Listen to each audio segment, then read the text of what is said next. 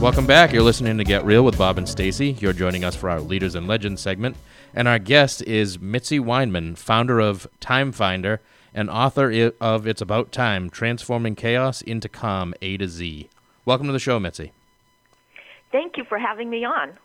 I want to dig a little deeper into Mitzi's background because she's pretty fascinating. She is the founder of Time Finder, as you said, and Time Finder offers approaches to personal productivity. As a coach, workshop leader, professional speaker, and author, she helps people develop good habits and techniques to reduce stress, which can result from procrastinating, feeling disorganized and overwhelmed, and rushing to get things done at work and or at home. That sounds familiar to me. Many of Mitzi's tips and techniques appear regularly in all kinds of publications and on TV, including U.S. News and World Report, Money Magazine, Forbes, Fox 25 News, Martha Stewart Living, Radio, Making a Living with Maggie on Sirius and XM, Investors Business Daily, Boston Business Journal, Women's Day, you name it.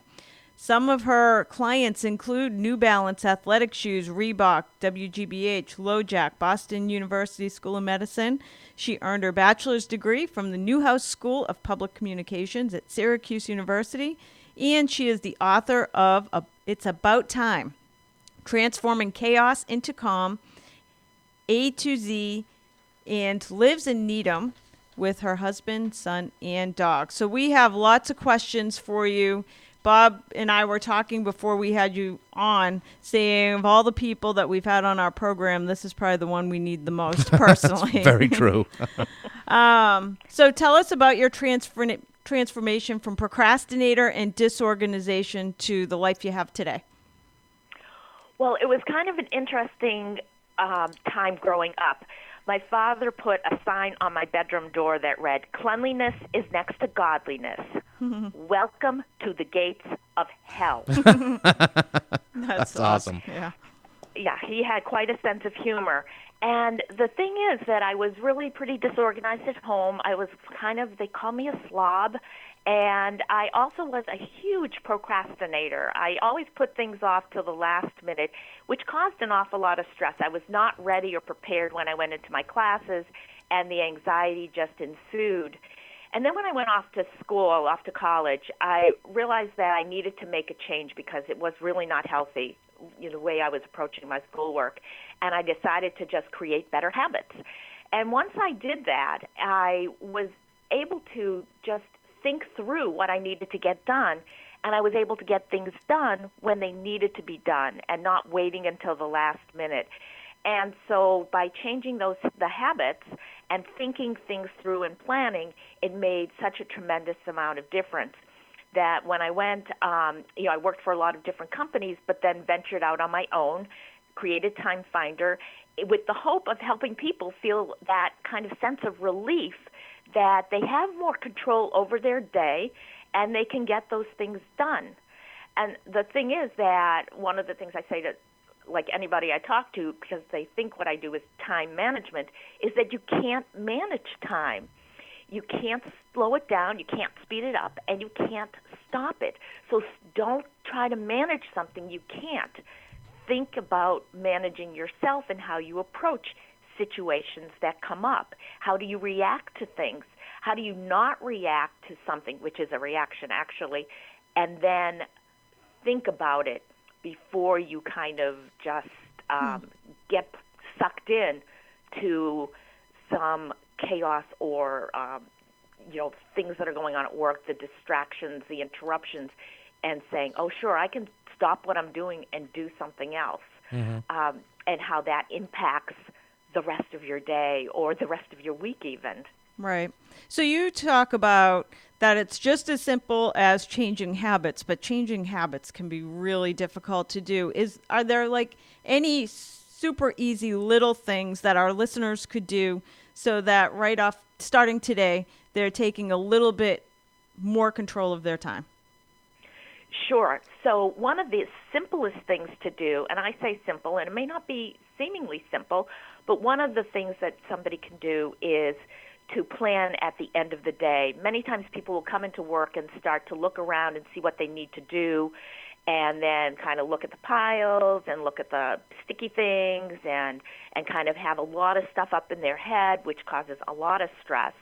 But if you take 5 minutes or less at the end of each day and just think about what you've accomplished, and then look at the next day and look even ahead and anticipate things that are coming up, and start putting those tasks into either it's Outlook or Google Calendar or into a paper planner. But think about what you need to do the next day, because you just lived your day. So if you start to plan at the end of the day, it makes a tremendous amount of difference, because when you come in the next day, you're ready to go. Even if you've had some emails that you need to address, you've got a plan. You know what you need to start to accomplish. You start thinking about the priorities and getting to those things first. So that's the second thing, is to work from higher priority to lower priority throughout your day, thinking about what is the most important thing you need to do and doing it earlier in your day, or doing the thing you're going to dread the most earlier in your day so that it's gone and it doesn't drain you of your energy. So those are two big things. Plan at the end of the day and start your day off doing the higher priority items earlier in your day. So when you're working from higher priority to lower priority, firstly, it means that you're going to have less competing demands later in your day. And secondly, if you're working on lower priorities later in your day, it makes it easier to stop working and to go home at the end of the day. But if you start working on your priority that you've been putting off the whole day, and you start working on it, let's say at 4 o'clock in the afternoon, it makes it really hard to stop. Right. And what we want to be able to do is stop and go home. So do you have any advice? I think a lot of us have so many things, so many people that put demands on us throughout the day. So we're providing for our kids and our employees and our family members. Do you have any advice for shaving off just a piece of each day that is for you? Well, one of the things to do for yourself, it may not be every day, but it's really to decide what it is that you want to do. You know, people talk about work-life balance, and I don't think there is such a thing. I don't think there's time management. I don't think there's work-life balance. I think what people are really looking for is quality time, time to do things that they want to do for themselves, or to spend time with certain people, with friends, with family, with their kids. And one of the things that's really helpful to do is to start to determine what those things are that you want to do, and start looking at your calendar and start looking at where you can carve out time to do those things. You know, if it's to just, you know, if it's, I don't want to even say to just, if it's reading a magazine or reading a book, you can block out, look at ways to block out even 15 minutes or a half an hour for that activity. If you want to go back to school and take a class, look at when you might be able to do that, what it's going to take to do that, and plan through that. But also start to communicate with the folks around you, your family, or people who are going to be impacted by something as big as going back to school, or something as simple as maybe going shopping or going to the library and spending an hour or two there. But you really have to do a lot of calendar management. It's really looking at your calendar, seeing where you've got time to be able to just block that time out, be specific with the time when you block it out with what you want to do with it, and then communicate to people who are going to be impacted by it. But you have to decide what it is that you want to do. And so many times people don't know what that might even be. Absolutely. Now, one piece that I know you talk about in your book, which is really interesting to me, I have a 6-year-old who is already overly scheduled in her activities. You have something you call decaf parenting. What is that all about? Decaf parenting is really for parents to take a step back and say, you know what, what's working and what's not?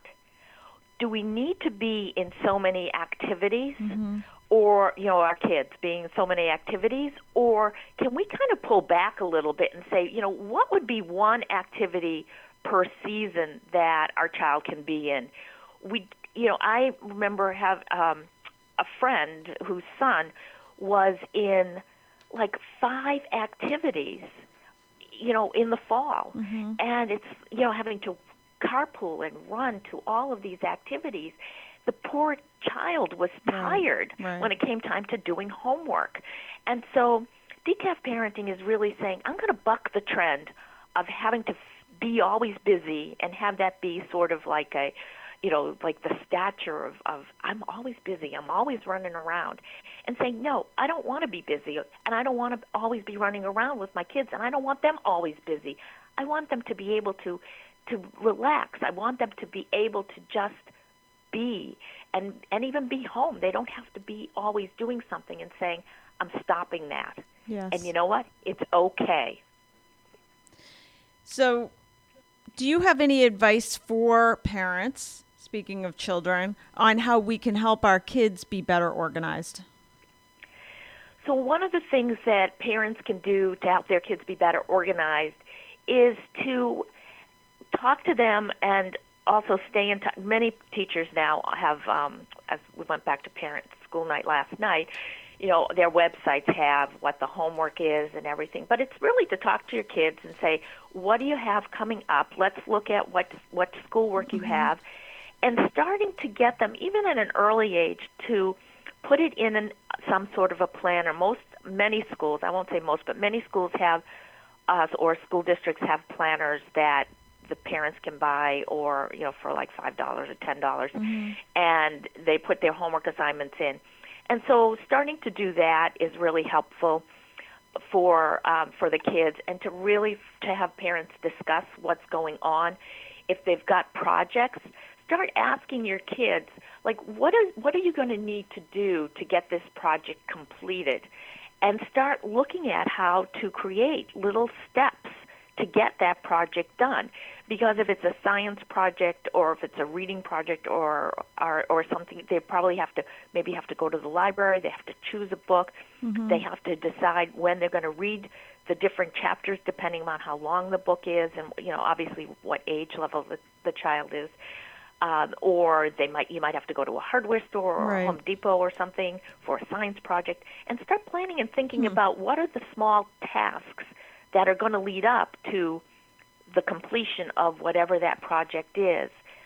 But the other thing is, with regard to kids and their homework, is to start looking at what will impact their ability to do their homework. If they're in piano lessons 3 times a week, or dance or gymnastics or sports, how is that going to impact when they've got a test coming up?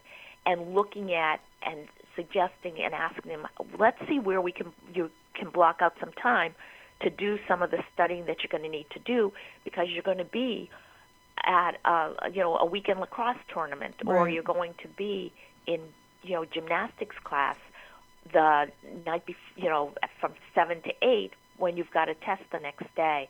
And start really anticipating and thinking those things through and talking to your kids about it. Right. And I think a lot of it is that as parents, we're so overly scheduled. I know for me, at the beginning of this year, I was on 8 or 9 charitable boards. And what I noticed is I was on all these boards because I'm terrible at saying no. So if somebody asked me to be on one, I would say yes. However, it got to a point where I was ineffective on all of them. So I would show up at a meeting, I'd listen, and then I'd leave the meeting and do nothing until the next meeting. So I got rid of all except for 2 of the boards, the ones I was most passionate about, and now I'm actually effective on those 2 boards. Do you have any advice for helping people learn how to say no? So that's one of the chapters in my book, The A to Z. Chapter N is no, chapter Y is yes, because I think they're both really important words to be able to say. And so when you're going to think about saying no, firstly, think about it before you say yes or no, and find out what the commitment level is for what you're being asked to do. And then let the person know that you need to think about it, and really weigh whether it's something that you're going to want to do, or if you say, and ask yourself, like, if I say yes to this, am I going to regret this? Am I going to be kind of saying, oh my gosh, why did I say I would do this? Or are you saying yes to something and saying, wow, this is really great, like you did. You chose 2 things you're passionate about. Also, think about why you're saying, why you want to do something or why you don't want to do something.